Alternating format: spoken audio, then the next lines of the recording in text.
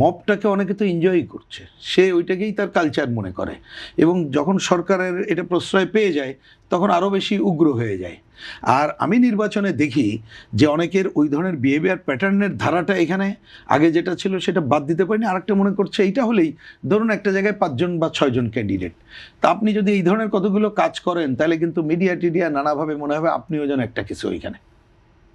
আমি এটা আমার ব্যক্তিগত বুঝ এরকমের হচ্ছে, যদি এইখানে মিডিয়া অনেক কিছুকে ওভারলুক করতো দেখবেন অনেক কিছু এগুলো ঘটতো না।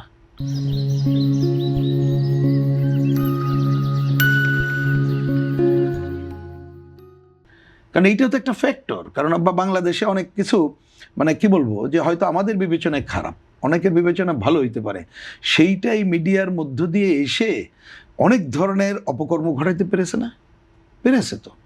তা সেই জায়গায় তো একটা মানুষের মপ তো নামাতে পেরেছে, মানুষ তো ছিল সেইখানে। তো অনেকে মনে করছে যে এরকম একটা ঘটনার মধ্য দিয়ে আমি যে একটা আসি বল তবিয়াতে এটাই শোডাউনটা করছি, তা আমরা তো সেইটাকেই আমি প্রধান দেখছি।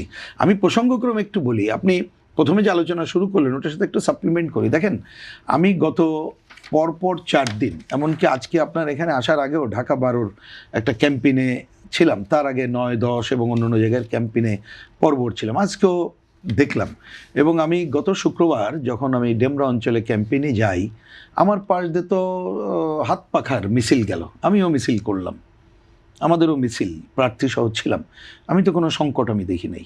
আমি এই কয়দিনে আমার পাশ দিয়ে বিএনপির মিছিল, আজকে এইখানে যদিও বিপ্লবী ওয়ার্কার্স পার্টি এবং অন্যদের স্বতন্ত্র কয়েকটা মিছিল পাশ দিয়ে আমাদের পাশ দিয়ে গেল, তা আমাদের পরস্পরের তো এইখানে আমি সংকটগুলো দেখলাম না। গতকাল ঢাকা 8 আসনে আমাদের যে তরুণ প্রার্থী তিদীপ, তিনি ছিলেন সেখানে, ওইখানকার সিনিয়র নেতা ধানের শীষ মার্কার কি বলে মির্জা আব্বাস ভাই ছিলেন, তাদের সাথে দেখা হয়েছে এবং তারা সৌহার্দ্য বিনিময় করেছে।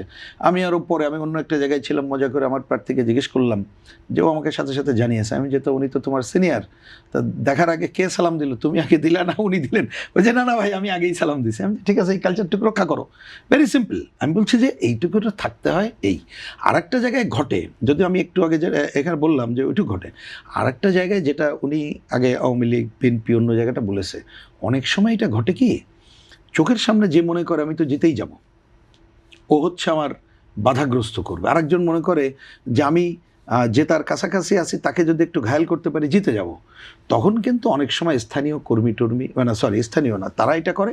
আর একটা হয় ধরেন স্থানীয় প্রভাব, কারণ উনি একটা দলের প্রার্থী আমিও প্রার্থী, একটা উদাহরণ দিই যে একটা এলাকায় হয়তো ওনার পক্ষে যে সে মনে করছে আমার প্রভাব বিস্তার করার জন্য ওইখানে আমার দখলদারিত্ব কায়েম করতে হবে, তা আপনি সবটা একদিনে উন্নত হবে সেটা আমি মনে করি না।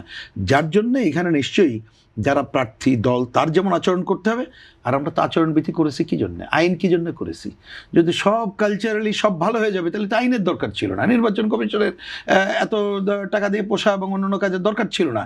তা আমি বলি যে নির্বাচন কমিশন তারা যদি এই জায়গায় দায়িত্বশীল আচরণ করে, কোথাও কি হয়েছে সুমোটো করেই তারা দেখে যদি করে, তাহলেই কিন্তু ভালো ভূমিকা পালন করতে পারবে। আমি একটু ক্ষোভের সাথে একটু বলতে চাই যে আমি জানি না মোশাররফ হোসেন ঠাকুর উনি তো অনেক অবজার্ভ করেই কথাবার্তা বলেন। দেখেন আমাদের এই যে নতুন একজন আসছে কি বলে আমেরিকান রাষ্ট্রদূত, তিনি এসে তো তার আগেই আমরা খবর দেখেছি তিনি আসার আগে কি ওত করে এসেছেন, এই অঞ্চলে কি প্রভাব বিস্তার করবেন, কার প্রভাব খর্ব করবেন। যাই হোক ওটা নিয়ে আমি আলোচনায় গেলাম না।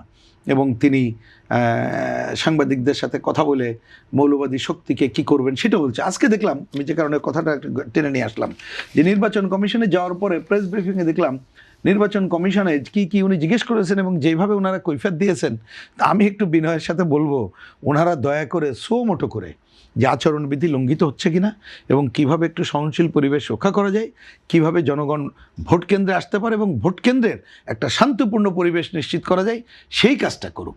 সেই কাজ করলে দেখবেন যদি সেইটা একটু উপর থেকে এইটা আসে যে যত কথা বলুক না কেন, কোনোভাবেই আমরা সুষ্ঠু পরিবেশ বিঘ্নিত করতে দেব না, এইরকম একটা জায়গায় যদি আমি বলি নির্বাচন কমিশন, অবশ্যই সরকারের তো তাকে সহায়তা করতে হবে, আর সরকারের এখন বাড়তি কাজ করার দরকার নেই, এই কাজটুকু যদি করতে পারে তাহলে হয়তোবা 12 তারিখে আমরা একটা মোটামুটি গ্রহণযোগ্য নির্বাচনের পথে হাঁটতে পারবো আর কি।